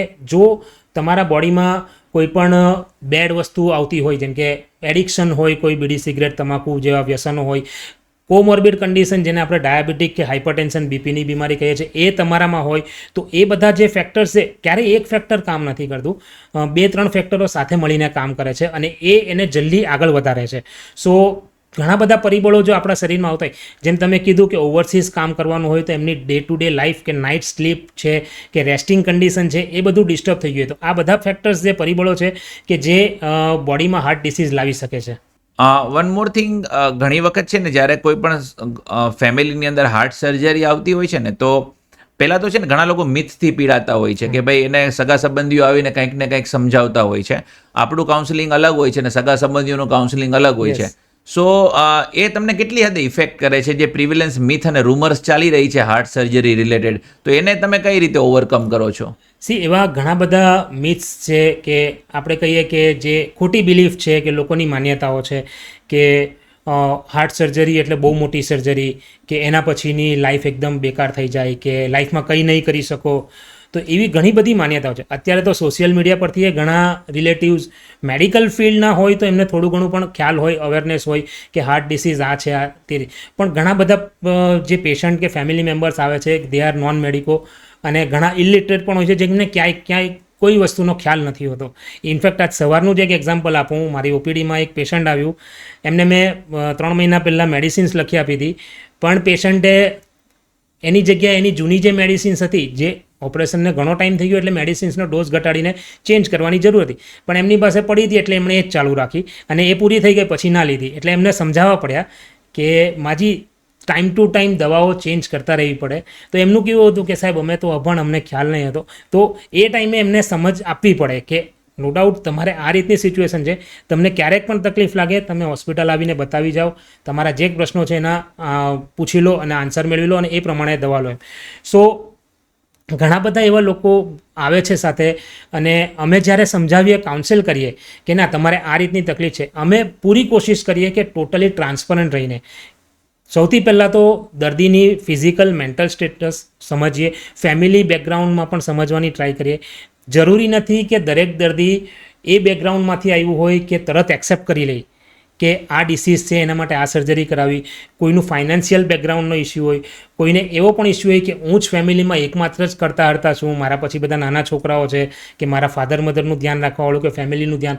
તો આ બધા ફેક્ટર્સ ધ્યાનમાં રાખીને એમને સમજાવવું પડે, એમને કાઉન્સેલ કરવું પડે અને ટોટલી ટ્રાન્સપરન્ટ રહીને એમના દરેક સવાલનો સચોટ આન્સર આપવાની ટ્રાય કરીએ અમે, અને એમને સમજાવીએ કે આ રીતનું છે, આના આમ થઈ શકે, આ રીતે થઈ શકે, ઓપરેશન આ રીતે કરવામાં આવે છે. ઘણાને એવો સવાલ હોય છે કે સાહેબ 3 નસમાં બાયપાસ કરવાનું, તો નસ ક્યાંથી કાઢશો? તો હું એમને સમજાવું છું કે કુદરતે ભગવાને આપણને એક્સ્ટ્રા નસ આપણા બોડીમાં આપી છે. ઘણીવાર અંદરની નસ લઈએ છીએ, જરૂર પડીએ હાથમાંથી નસ લઈએ છીએ, કોઈક દર્દીમાં જરૂર પડીએ પગમાંથી લઈએ છીએ. દર્દીની કન્ડિશન, દર્દીના ડિસીઝની કન્ડિશન, નસોની કન્ડિશન, એના ટેસ્ટની કન્ડિશન, એ બધું જોઈને નિર્ણય લેવાય કે આ દર્દીમાં કઈ નસ વધારે સારી રહેશે. એ પ્રમાણે અમે એ નસ કાઢીને ઓપરેશન કરીએ છીએ. કેટલાક એવા પણ દર્દી આવીને પૂછે છે કે સાહેબ પગમાંથી નસ કાઢી લેશો તો ચાલવાનું બંધ થઈ જશે. એવું નથી હોતું, એમને સમજાવવા પડે. અમે એમને એક્ઝામ્પલ પણ આપીએ. કોઈક લાઈવ પેશન્ટ આવ્યા હોય બીજા બતાવવા માટે તો એમને પણ બતાવીએ. અમારી પાસે કોઈક એનિમેટેડ વિડીયો હોય તો એ પણ બતાવીએ. જૂના કોઈક પેશન્ટના ટેસ્ટિમોનિયલ કે રેકોર્ડિંગ હોય તો એ પણ સમજાવીને બતાવીએ કે દરેક દર્દી આ રીતે કરાવે છે. જરૂરી નથી કે તમને આ વસ્તુ થાય. એક કોમન ક્વેશ્ચન એવો પણ આવે છે કે સાહેબ મને તો ડાયાબિટીસ છે, ઓપરેશન આટલું મોટું કરીએ અને પાકી નહીં જાય ને, તો અમારે એમ સમજાવવું પડે કે લગભગ 100 બાયપાસના દર્દીઓ આપણે ચેક કરીએ ને તેમાંથી 95 ડાયાબિટીસવાળા નીકળી શકે છે. અને એ 95માંથી હાર્ડલી 2 કે 3 પેશન્ટમાં ઇન્ફેક્શન થયું હશે. ડાયાબિટીસની સાથે ઇન્ફેક્શન પેરેલલ જ ચાલે, કારણ કે બેક્ટેરિયાને સુગર બહુ ગમે, એટલે ચાન્સીસ ડેફિનેટલી રહી શકે. પણ અત્યારે પ્રોપર કેર, પ્રોપર ધ્યાન રાખીને, પ્રોપર ડિસઇન્ફેક્ટન્ટ મટીરિયલને, સ્ટરિલાઇઝેશન ટેકનિકને એટલું બધું એડવાન્સ થઈ ગયું છે કે કરન્ટલી અત્યારે અમે જોઈએ ને તો ઇન્ફેક્શન રેટ બહુ ઓછો, 1% કરતાં પણ ઓછો છે. તો દરેક દર્દીને એ રીતે બધું સમજાવવામાં આવે. તેમ છતાં એમના મનના કેટલાક સવાલો હોય છે જે અમને નથી પૂછતા, અને જ્યારે એ પાછા ઘરે જાય છે ત્યારે ફેમિલીમાં કે કોઈક મિત્ર મંડળમાં કે સોસાયટીમાં ચર્ચા વિચારણા થાય ત્યારે એમને પાછી શંકા કુશંકાઓ જાગે છે કે આમ કરીશું તો આમ થઈ જશે, બાયપાસ સર્જરી પછી પથારીવશ થઈ જવું પડશે. તો આવા કેટલાક મિથ્સ છે જે લોકોના મનમાં છે કે આટલું મોટું સર્જરી કર્યા પછી જીવન નોર્મલ લાઈફ નહીં જીવી શકાય, એવું જરાય નથી. દરેક દર્દી બાયપાસ સર્જરી પછી એમની normal routine life, normal travelling, normal eating, જમવાનું, ખોરાક બધું નોર્મલી કરી શકે છે. ઘણા દર્દીઓ ઓવરસીઝ એટલે કે બહાર વિદેશોમાં પણ ફરીને આવ્યા છે. ઘણા દર્દીઓ આમ કહું ને કે અમરનાથ યાત્રા પણ કરીને આવ્યા છે, વૈષ્ણવદેવી પહાડ ચડીને પણ આવ્યા છે. સો એ બધી વસ્તુ શક્ય છે. ડિપેન્ડ તમે કઈ રીતે તમારી ક્યોર કરો છો, તમે કઈ રીતે તમારા ડૉક્ટરની એડવાઇસ લ્યો છો અને એને ફોલો કરો છો. એટલે બેઝિકલી આપણે હંમેશા જ્યારે તમારા જેવા ખૂબ જ ફેમસ હાર્ટ સર્જન પોડકાસ્ટમાં આવ્યા છે તો આપણે એક મેસેજ તો પાસ ઓન કરવો જ છે કે આ બધું ના થાય ને તમારે frankly speaking doctor Malkesh તરસરિયા હિયા heart ક્લિનિકમાં ના જવું પડે, એના માટેના પેરામીટર શું ફોલો કરવા જોઈએ? ફ્રેન્કલી કહું નિમેશભાઈ, તો અમે પણ ઘણીવાર એ જ પ્રાર્થના કરતા હોય કે બને ત્યાં સુધી કોઈને હાર્ટ સર્જરીની જરૂર ના પડે. કારણ કે આપણે શરૂઆતથી ડિસ્કસ કરીએ કે હાર્ટ બહુ વાઇટલ ઓર્ગન છે, અને અમે ઘણીવાર ચાલુ સર્જરીમાં હાર્ટ વાઇબ્રેટ થતાં કે ફેલ થતાં પણ જોયું છે, ઓપરેશન પછી પણ અણધાર્યા રિઝલ્ટ મળતા જોયું છે. જેમ મારા ફાધર ઇન લો ઘણીવાર મારો ઇન્ટ્રોડક્શન કોઈને આપે ને તો એમ કે આ અમારા સન છે ડૉક્ટર મલકેશ, હાર્ટ સર્જન, કાર્ડિયક સર્જન, ત્યારે એક સેન્ટેન્સ બહુ સરસ બોલે કે એ દરરોજ છાતી ખોલીને એક ભગવાનને જુએ છે અંદર એમ. એટલે દરેકના હૃદયમાં એક ભગવાન વસે છે એવું એમનું કહેવું છે. સો એ હૃદયની ઉપર ઘણીવાર મારે હાર્ટ સર્જરી કરવાની આવે છે. તો અમે તો એવું ઈચ્છતા જોઈએ છીએ કે બને ત્યાં સુધી એને એવોઇડ કરો. આપણી ગુજરાતીમાં કહેવત છે પહેલું સુખ તે જાતે ન રહ્યા, ઓર ઇંગ્લિશમાં આપણે ભણ્યા છે prevention is better than cure, always better. So પાણી પહેલાં આપણે પાળ બાંધી દઈએ તો આપણે એ પાણી ઉપરવટ આવવાની કે પાણીનો પ્રવાહ વધવાની કોઈ ડર કે તકલીફ ના રહે. પ્રિવેન્ટિવ મેઝર્સમાં મોસ્ટ ઇમ્પોર્ટન્ટ વસ્તુ છે આપણું થોડુંક લાઇફસ્ટાઇલ મોડિફિકેશન કરવું. કરંટની જે ભાગાદોડીવાળી લાઇફસ્ટાઇલ છે, ઘણાનું એકદમ બેઠાડું જીવન છે, સિડેન્ટરી લાઇફસ્ટાઇલ કહીએ, તો લાઈફમાં એક ફિઝિકલ એક્ટિવિટી હોવી જોઈએ. સ્ટ્રેસ લેવલ જે છે, મેન્ટલ હેલ્થ જે છે એના પર થોડું ફોકસ કરવું. સ્ટ્રેસ લેવલ જેટલો બને એટલો ઓછો કરવો. સ્ટ્રેસ ઓછો કરવા માટે કે મેન્ટલ હેલ્થ ઇમ્પ્રૂવ કરવા માટે તમે મેડિટેશન કરી શકો. મેડિટેશન એટલે એવું નથી કે તમે આંખ બંધ કરીને ધ્યાનમાં બેસી જાઓ. મેડિટેશન એટલે તમે અડધો કલાક તમારું મનગમતું કામ કરો અને એ મનગમતા કામમાં પૂરેપૂરા ઇન્વોલ્વ રહો. મને મારી વાત પર્ટિક્યુલર કરશો તો સર્જરી એક ટાઈપનું મારા માટે મેડિટેશન છે, કારણ કે હું એને સાધનાનું મંદિર ગણું છું કે મારું સાધનાનું સ્થળ ગણું છું. એટલે હું ત્યાં જઈને જે કરીશ એ મારા માટે મેડિટેશન છે. તેમ છતાં હું મારા માઇન્ડને ક્લિયર રાખવા માટે મારી રીતે 10-15 મિનિટ્સ 30 મિનિટ્સ હું લાઇટ મ્યુઝિક સાંભળું. આપણા ફેમિલી મેમ્બર્સ, આપણા ફ્રેન્ડ સર્કલ, એમની જોડે ટાઈમ સ્પેન્ડ કરીએ એટલે માઇન્ડ થોડું રિલેક્સ થાય. બેઝિકલી સ્ટ્રેસ ઓછો થાય અને મેન્ટલ સ્ટેટસ ઇમ્પ્રૂવ થાય. એની સાથે સાથે જો આપણને કોઈ બીપી, ડાયાબિટીસની બીમારી હોય તો એનું રેગ્યુલર ચેકઅપ કરાવવું, સુગર કંટ્રોલમાં રાખવું. રેગ્યુલર ફિઝિકલ એક્ટિવિટી, એક સામાન્ય એક્ટિવિટી આપણા બોડીમાં હોવી જોઈએ, જેમ કે વોકિંગ કે બ્રિસ્ક વોકિંગ કે જેમાં થોડુંક ફાસ્ટ ચાલવું, થોડો પરસેવો થાય એટલું. સાયકલિંગ છે one of the best exercise. Swimming છે one of the best exercise. ઘણીવાર ચોમાસામાં આપણે સ્વિમિંગ નહીં જઈ શકતા હોય તો વોકિંગ, સાયકલિંગ કરી શકીએ. એની સાથે યોગા છે એ પણ એક one of the good exercise. તો આવી એક 30-40 મિનિટની એક્સરસાઇઝ અઠવાડિયામાં 6 દિવસ, રવિવારે આપણે રેસ્ટ રાખીએ, પણ 6 દિવસ 30-40 મિનિટ એક ફિઝિકલ એક્ટિવિટી રાખીએ. એની સાથે સાથે શુદ્ધ સાત્વિક આહાર. આપણે ઘણીવાર ઘરનું ખાવાનું ભૂલી જઈએ છીએ. ઓફકોર્સ ડે ટુ ડે લાઇફસ્ટાઇલની સાથે આપણે ઘણીવાર બહારનો ખોરાક લેવો પડે, મજબૂરીમાં લેવો પડે એવું પણ થઈ શકે છે. પણ બને તેટલું એને એવોઇડ કરીએ. જંક ફૂડ જે છે, પેક ફૂડ જે છે, અત્યારે બધા ચિપ્સ પેકેટ આવે છે, બધું જે છોકરાઓમાં બહુ ક્રેઝ છે, મેગી નૂડલ્સથી લઈને ઘણી બધી, તો આ બધી વસ્તુને આપણે બને ત્યાં સુધી એવોઇડ કરીએ તો, અને એની સાથે આપણો શુદ્ધ સાત્વિક આહાર લઈએ. That is the most important thing. Plus થોડીક સાઉન્ડ સ્લીપ, આપણી 6-7 કલાકની રાતની પ્રોપર ઊંઘ મળે, that is also one of the important thing. અને એની સાથે સાથે જે ડેફિનેટલી આપણે છોડી શકીએ કે ટોટલી સ્ટોપ કરી શકાય એવા પરિબળ છે વ્યસનો, બીડી, સિગરેટ, તમાકુ, દારૂ, એને સંપૂર્ણપણે એવોઇડ કરીએ તો લગભગ ઘણા બધા આપણા ડિસીઝીસ છે જેનાથી આપણે બચી શકીએ એવું છે. ઘણી બધી સર્જરી તમે કરી હશે, પણ સ્ટીલ હું એક પૂછવા માંગીશ કે એક એવું દર્દી હંમેશા દરેક વ્યક્તિ, દરેક સર્જન પાસે હોય છે કે તેને લાઈફ લોંગ યાદ રહી જતું હોય છે. એવી કોઈ સ્ટોરી ખરી કે આ દર્દી મને હંમેશા યાદ રહેશે? ચમત્કારિક સ્ટોરીઓ પણ ઘણી બધી થઈ છે.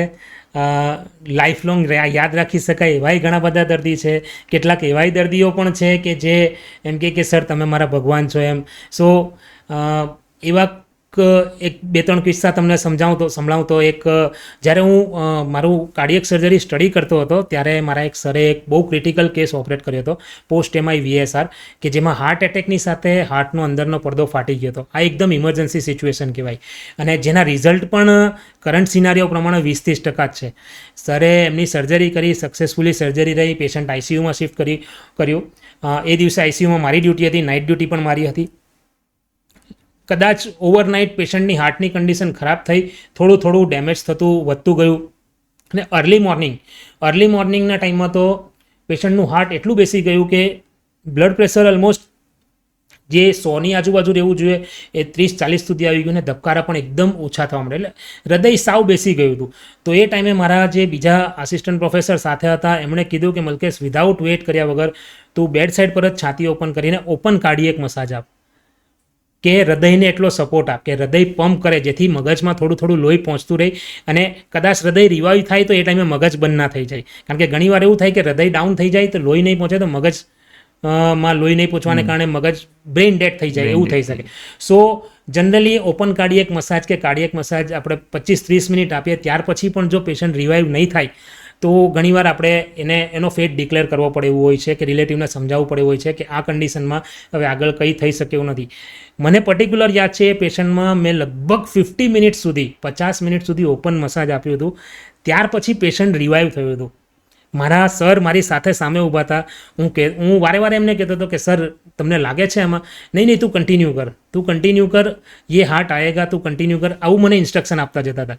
સો 50 મિનિટની મહેનત અને 1.5 કલાકના રિસક્સિટેટિવ મેઝર પછી જ્યારે એનું હૃદય નોર્મલ બીટ કન્ડિશનમાં આવી ગયું, પ્રેશર્સ પણ જે પહેલાં 40નું હતું એ 70-75 સુધી આવ્યું, પછી દવાઓના સપોર્ટથી એ ધીમે 80, 90, 95 સુધી પહોંચ્યું. સો વી ફેલ્ટ કે એક ટાઈપનો ચમત્કાર થયો છે કે જેને અમે છોડી દેવા માંગતા હતા કે આ હવે નહીં નીકળે, પણ એ નીકળી ગયું. સો એનું પછી બીજે દિવસે અમે ચેસ્ટ ક્લોઝ કર્યું અને 6-7 દિવસ થોડા ઉતાર ચઢાવની સાથે પેશન્ટ ડિસ્ચાર્જ થયું અને જ્યારે હસતા મોઢે ગયું ત્યારે એક ચમત્કાર જેવું લાગ્યું. આવા તો બીજા ઘણા કિસ્સા પણ થયા છે. એવો એક બીજો કેસ રાજકોટમાં પણ હતો કે જેમાં એક પેશન્ટ જેનો એક પગ એક્સિડન્ટમાં કપાઈ ગયો હતો અને એને થોડુંક ફેમિલી બર્ડન, ફાઇનાન્શિયલ બર્ડન કે થોડુંક મેન્ટલ સ્ટ્રેસ ને બહુ પરિબળો ઘણા બધા હતા કે જેને કારણે એમને દવા પીવાની જરૂર પડી અને એ કન્ડિશનમાં એ અમારી પાસે આવ્યા ત્યારે હૃદય એકદમ નબળું પડી ગયું, પમ્પિંગ લગભગ 10-15% જેવું જ હતું અને અમે તાત્કાલિક એમને આર્ટિફિશિયલ મશીન, જેને એક્મો મશીન કહેવાય છે, એના પર મૂક્યું. અને એક્મો મશીન બેઝિકલી હાર્ટનો લોડ ઓછો કરીને આખા બોડીને બ્લડ સર્ક્યુલેટ કરવાનું કામ કરે કે જેમાંથી બ્લડ મશીનમાં લઈએ, ઓક્સિજનવાળું કરીને પાછું સર્ક્યુલેશનમાં આપીએ. તો આ સિચ્યુએશનમાં 24 લગભગ 36 અવર પછી જ્યારે જોયું ત્યારે સિનારીઓ એ રીતનો હતો કે જે હાર્ટના ECGના વેવ્સ આવવા જોઈએ એની જગ્યા પર એકદમ ફ્લિકરિંગ મૂવમેન્ટ હતી. એટલે ઇન્ટેન્સિવિસ્ટ ટીમ, બીજા ડૉક્ટરોની ટીમ, એમણે બધા એવું કીધું કે સર હાર્ટની કન્ડિશન એટલી લાગતી નથી કે આ મશીનની સાથે પણ બહાર આવી શકે એમ. એટલે અમારી ટીમે, એટલે મેં પર્ટિક્યુલર એમને એવું રિક્વેસ્ટ કરી કે દિગ્વિજય સર, મને ખાલી તમે 4 કલાકનો ટાઈમ આપો, 4 થી 6 કલાકનો. જો ત્યાર પછી કંઈ નહીં થાય તો આપણે સપોર્ટ વિન ઓફ કરી લઈશું. સો એ 4-6 કલાક દરમિયાન અમે થોડું એક્મો મશીનમાં થોડા ફેરફાર કર્યા, થોડોક પ્રવાહ વધાર્યો કે અને સાથે થોડી દવાઓના ડોઝ એડજસ્ટ કરીને વધાર્યા. તો ધીમે રહીને પિક્ચરમાં કેવું એક ફ્લેટ લાઇન પછી એક સ્પાઇક આવે, તો એક આશાની કિરણ અમને દેખાતી થઈ. તો એવી રીતે મોનિટર પર ધીમે એક સ્પાઇક આવ્યો, પછી નેક્સ્ટ લાઇનમાં પાછો એક સ્પાઇક આવ્યો, પછી સ્પાઇક્સ વધતા 2-3 થતા ગયા. તો ધીમે એનું હાર્ટ થોડુંક ધબકવાનું, એટલે પ્રોપર વર્કમાં આવવાની કોશિશ કરવા લાગ્યું. સો અમે એ કન્ડિશન પર આગળ વધ્યા. અલ્ટિમેટલી જે ફ્લેટ લાઇન જેવું હતું એમાંથી એ પેશન્ટ બહાર આવ્યું. અને એ પેશન્ટ ડિસ્ચાર્જ પણ થયું. Great. તો ત્યારે પણ એવું લાગ્યું કે ગોડ ઇઝ ગ્રેટ. ડેફિનેટલી આપણી મહેનતની પાછળ એક સુપ્રીમ પાવર છે કે There જે always આપણને be સપોર્ટ કરે છે, કે આપણા પોઝિટિવ એટીટ્યુડ કે પોઝિટિવ મોટિવને સપોર્ટ કરે છે. સો આવા તો ઘણા બધા કિસ્સાઓ છે કે જે અમે અત્યારે પણ અમે ઓબ્ઝર્વ કર્યા કે જોયા છે. ને લેટેસ્ટ કિસ્સાની વાત કરું તો એક એવી પણ સર્જરી હતી કે જે 54 યરના મેલ પેશન્ટ હતા. બિપિનભાઈ નામ પણ યાદ છે મને. 1.5 વર્ષ પહેલાં, લગભગ 15 મહિના પહેલાં એ મારી પાસે આવ્યા હતા. જ્યારે એમના બધા રિપોર્ટ મેં ચેક કર્યા તો મેં તમને હાર્ટની રચનાની વાત કરી એ પ્રમાણે 4માંથી 3 વાલ્વ ખરાબ હતા. હૃદયની કોરોનરી આર્ટરીઝમાં 2 નસમાં બ્લોકેજ હતું. હાર્ટના મેઇન પડદામાં એટ્રિયલ સેપ્ટલ જે કહેવાય એમાં કાણું હતું. એની સાથે હૃદયમાંથી નીકળતી મુખ્ય નસ એઓર્ટા કે જે મહાધમની કહેવાય એ ફૂલીને 3 ગણી ડાયામીટરની થઈ ગઈ હતી. તો લગભગ એના હૃદયના 75થી 80% પાર્ટ્સ ડેમેજ હતા. હવે એમાં મારે જે સર્જરી કરવાની હતી એ સર્જરીનું હું નામ લઈશ કે એમાં મેં કર્યું હતું Bentall surgery plus mitral valve replacement plus tricuspid valve repair plus ASD closure plus bypass surgery. તો આ એક જ પેશન્ટમાં મારે 5 કાર્ડિયક સર્જરી કરવાની હતી. હવે એ પેશન્ટનું સર્જરી એટલું લેન્ધી હતું. મેં પેશન્ટને સમજાવ્યું, પેશન્ટને વાત કરી, એમને બધું કીધું. મેં કહ્યું તમારું ઓપરેશન આ રીતનું છે. ઓપરેશન દરમિયાન, ઓપરેશન પછીના 2-3 દિવસમાં ઘણી બધી પ્રોબ્લેમ આવી શકે એવું છે, ઉતાર ચઢાવ આવી શકે એવું છે. રિઝલ્ટ સારું નહીં મળવાના ચાન્સીસ પણ છે કે રિવિઝન સર્જરી કે બ્લીડિંગ માટે ફરી કરવું, આવી બધી પરિબળો થઈ શકે છે. ડેથનું રિસ્ક પણ લગભગ નોર્મલ બાયપાસ સર્જરીમાં જે 1-2% હોઈ શકે એ તમારામાં 15% જેટલું છે. તો આ બધી પરિબળો એમને સમજાવ્યા. પણ સમહાવ પેશન્ટને એક એવું હતું કે સર તમે અમને જેટલી વાત કરી એ પ્રમાણે અમને તમારા પર ટ્રસ્ટ છે. તમે તમારા બેસ્ટ એફર્ટ આપો, તમારાથી જે બેસ્ટ પોસિબલી ટ્રાય કરાય એ કરો. આ પર્ટિક્યુલર પેશન્ટ માટે મેં મારા સર જોડે પણ બધા જોડે ડિસ્કસ કર્યું હતું કે આટલી મોટી સર્જરી કઈ રીતે હું કરીશ. મારા બધા સ્ટેપ્સ એમને જણાવ્યા, મારા બધા પ્લાન ABCD જણાવ્યા. તો સર કે you are on the right track, તું આ રીતે કરી શકે છે. કંઈક તકલીફ લાગે તો ચાલુ સર્જરીમાં અમને ફોન કરજે, વિલ બી. સો એના માટે થઈને અમે પ્રોપર પ્લાન સાથે સન્ડેનો ડે ડિસાઇડ કર્યો. સવારે 6:30 અમે સર્જરી ચાલુ કરી અને લગભગ 11.5-12 કલાકની મહેનત પછી અમે એ પેશન્ટને ICUમાં શિફ્ટ કર્યું. એટલે આખી સર્જરી લગભગ 12 કલાક ચાલી. પણ એ 12 કલાક દરમિયાન લાંબી સર્જરીને કારણે કોયુગ્યુલોપેથી જેવું થાય તો થોડુંક બ્લીડિંગ વધારે થતું હતું. તો એ ટાઈમે અમે છાતીનું હાડકું જે છે એને ઓપન રાખ્યું, એને કમ્પ્લીટ સ્ટરાઇલ ટેકનિકથી કવર કરીને 24 અવર્સ ઓબ્ઝર્વેશન માટે ICUમાં રાખ્યું. ICUમાં અમે જોઈ લીધું પેશન્ટ અવેક છે, જાગે છે, ન્યુરોલોજીકલી બરાબર છે. તો નેક્સ્ટ ડે અમે ફરીવાર ઓપરેશન થિયેટરમાં લઈને ફરીથી અંદર બધું ક્લીન કરીને બધું જોયું. હૃદયને બધું નોર્મલ કન્ડિશનમાં હતું. પછી અમે છાતીનો ભાગ હાડકું બંધ કરીને ક્લોઝર કમ્પ્લીટ કર્યું અને એના પછીના દિવસે વેન્ટિલેટર પરથી વિન ઓફ કર્યું. સો આ પેશન્ટ લગભગ 13-14 દિવસ સુધી હોસ્પિટલાઇઝ રહ્યું. થોડું કિડની પર સોજો વધ્યો, યુરિન આવતું બંધ થયું. નેફ્રોલોજીસ્ટની સલાહ લીધી. નેફ્રોલોજીસ્ટમાં ડૉક્ટર જયદીપ એ પણ સાથે ઇન્વોલ્વ હતા. એમણે પણ એમના એફર્ટ્સ આપ્યા. સો અલ્ટિમેટલી જ્યારે આ પેશન્ટ પણ ડિસ્ચાર્જ થયું ત્યારે એવું લાગ્યું કે ઓલમોસ્ટ 80% એના હાર્ટના પાર્ટ અમે રિપ્લેસ કર્યા. અને પેશન્ટને એટલો ટ્રસ્ટ હતો કે ના સર તમે તમારા બેસ્ટ એફર્ટ આપો. સો જ્યારે પેશન્ટને અમારા પર ટ્રસ્ટ હોય ત્યારે અમારી પણ હિંમત ડબલ થઈ જાય. So this is one of the case કે જેમાં અમને આવું એક ઘણું સારું રિઝલ્ટ મળ્યું હતું. નાઇસ. ઘણી વખત કેવું થતું હોય છે કે આફ્ટર 10 કે 12 વર્ષની સ્ટડી કર્યા પછી અને બીજા 10 વર્ષની એક્ટિવ પ્રેક્ટિસ પછી તમે સિનિયોરિટીમાં આવતા હોવ છો. એટલે ઓલમોસ્ટ તમે 2 ડેકેડ તો બધું સ્ટ્રગલમાં જ કરી નાખ્યું છે. 1 ડેકેડ ભણવામાં ને 1 ડેકેડ પોતાની જાતને પ્રસ્થાપિત કરવામાં. પછી લોકો તમને સેકન્ડ ઓપિનિયન તરીકે પૂછવા આવતા હોય છે. ત્યાં સુધી તમારા ઓપિનિયનને પણ સેકન્ડ ઓપિનિયનમાં કન્વર્ટ કરવા બીજા કોઈ હાયર સેન્ટર પર જતા હોય છે. સો તમે અપકમિંગ મેડિકલ સ્ટુડન્ટ્સને શું સલાહ આપશો કે what type of patience they have to develop to become a such type of surgeons? See medical students કરતાં હું જનરલ યંગસ્ટર્સ બધા જે છે કોઈ પણ બ્રાન્ચમાં જતા હોય, commerce branch, arts branch, engineering, medical, બધાને એક જ વસ્તુ કહીશ કે તમારે જે સ્ટડીમાં આગળ વધવું છે, જે ફિલ્ડમાં આગળ વધવું છે, થોડા પેશનની સાથે અને ડેડિકેશનની સાથે જજો. તમે ડેડિકેશનની સાથે જશો અને લોંગ ટર્મ પ્લાનિંગની સાથે કે લોંગ ટર્મ ગોલ વિઝનની સાથે જશો તો you will definitely get the result. Never try shortcut. ક્યારેય શોર્ટ ટર્મ ગોલ કે શોર્ટકટ નહીં વાપરતા. અને ક્યારેય કોઈ પણ કામનું રિઝલ્ટ મળશે નહીં મળશે, ગીતામાં લખ્યું છે ને કર્મણ્યેવાધિકાર હસ્તે મા ફલેષુ કદાચન. ક્યારેય ફળની આશા રાખ્યા વગર કામ કરજો તો definitely you will get success.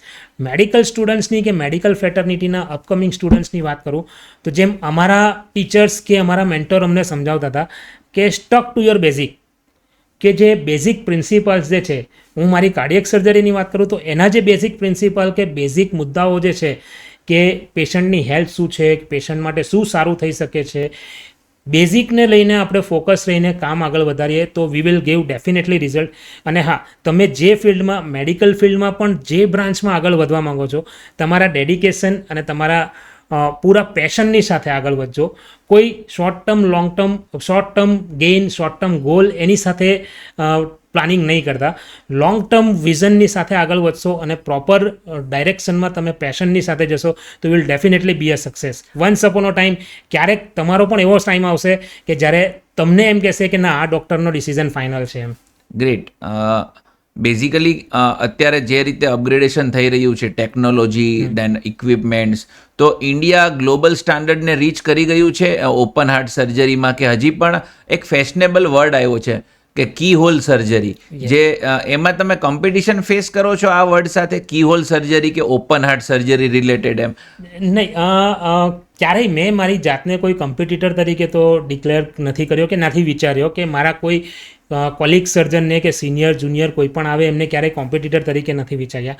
Yes, keyhole surgery basically it's not the keyhole. Keyhole એટલે તો ખાલી ચાવી જાય એટલું કાણું હોય છે.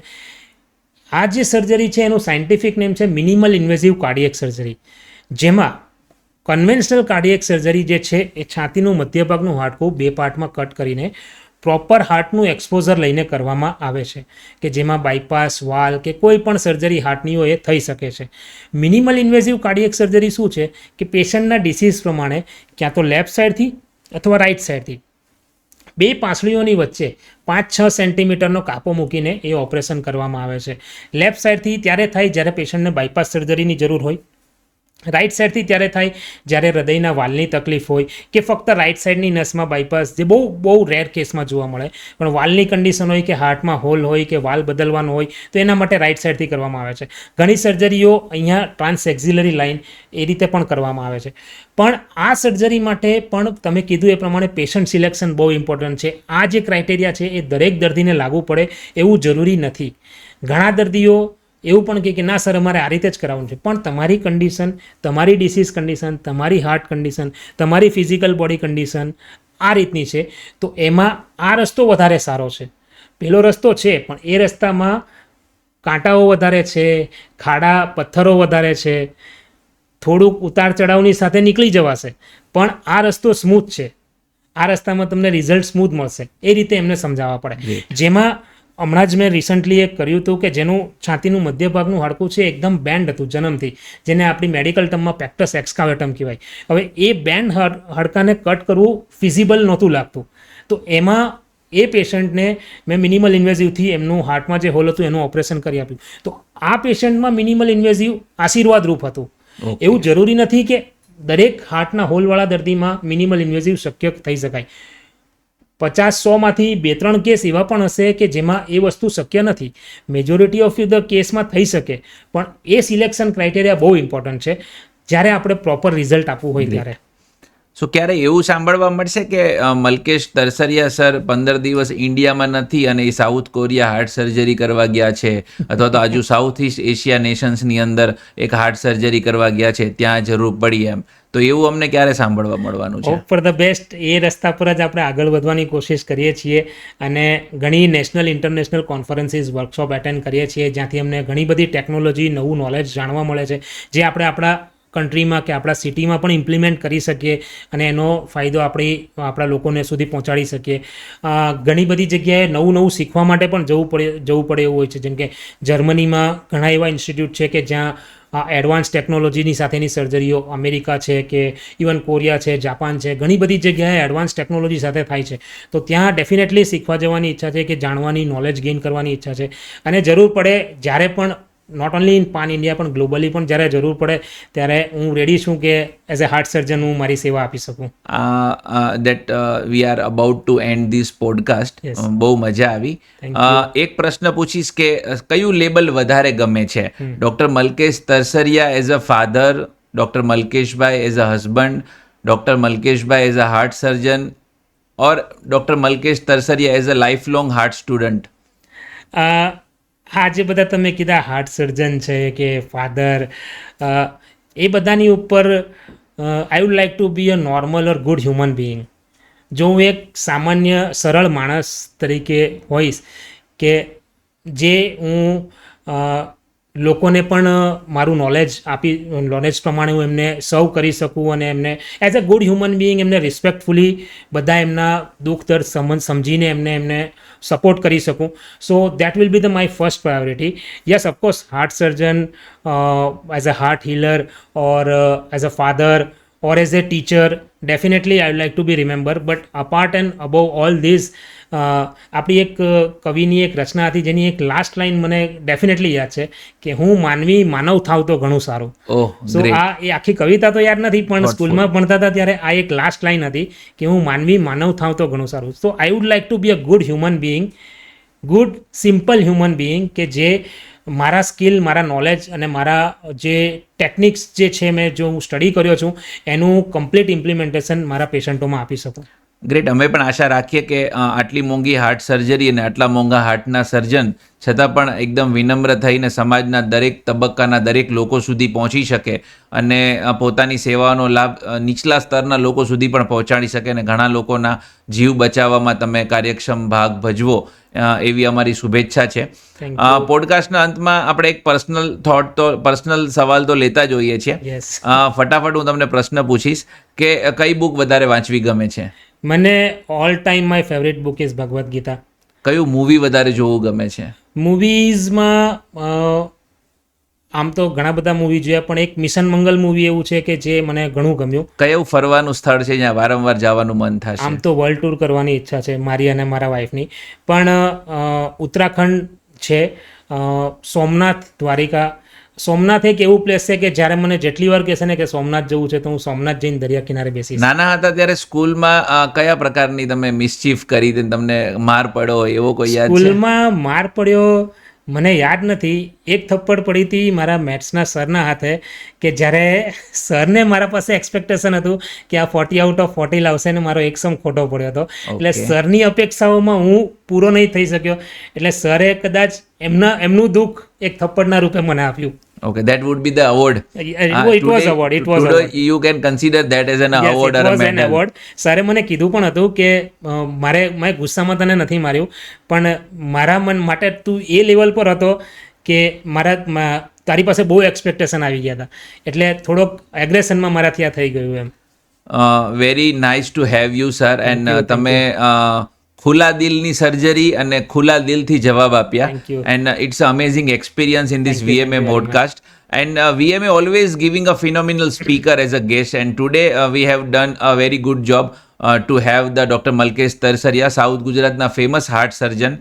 Thank you so much. And આપણે બીજા પોડકાસ્ટમાં એમને ફટાફટ ઇન્વાઇટ કરશું ને હજી પણ દિલ ખોલીને કેમ વાતો થઈ શકે એમની સાથે એવો પ્રયાસ કરશું. This is from my side doctor Nimesh Ramoliya signing off. Thank you so much મલકેશભાઈ. થેન્ક યુ વેરી મચ નિમેશભાઈ. Thank you.